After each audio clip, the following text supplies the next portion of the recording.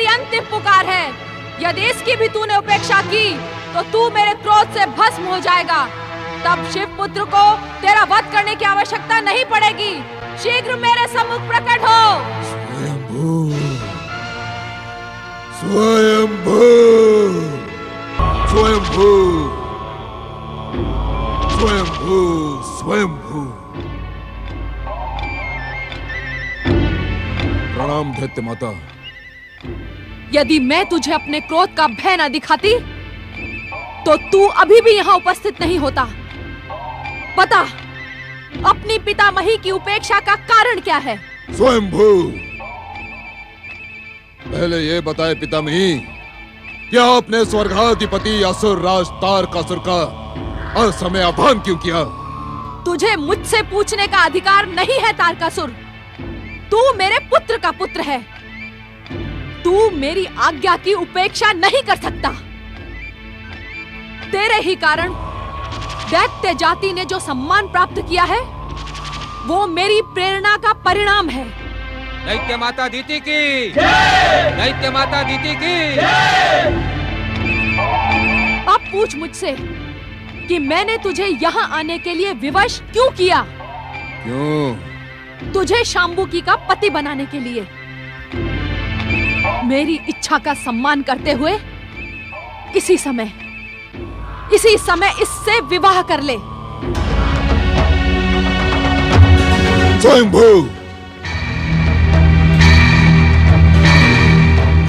क्या हुआ तारकासुर? दैत्य माता, अब मैं पृथ्वी, पाताल, स्वर्ग, इन तीनों लोकों का एक छत्र सम्राट हूं। तो मैं इस साधारण राक्षस कन्या को अपनी पत्नी कैसे बना सकता हूं? दैत्य माता, मैंने निश्चय किया है कि मैं स्वर्ग की सर्वोत्तम सुंदरी सची से ही विवाह करूंगा। क्या तू नहीं जानता मूर्ख कि एक असुर का विवाह दैत्य, असुर या राक्षस से ही होता है? मैंने तो सुना है कि तू स्वर्गलोक में भी पाताल लोक की परंपराओं का पालन कर रहा है।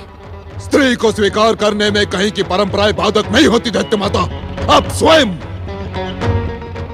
दक्ष प्रजापति की पुत्री हैं। आपका विवाह ऋषि कश्यप से हुआ और आप दैत्यों की माता बन गई।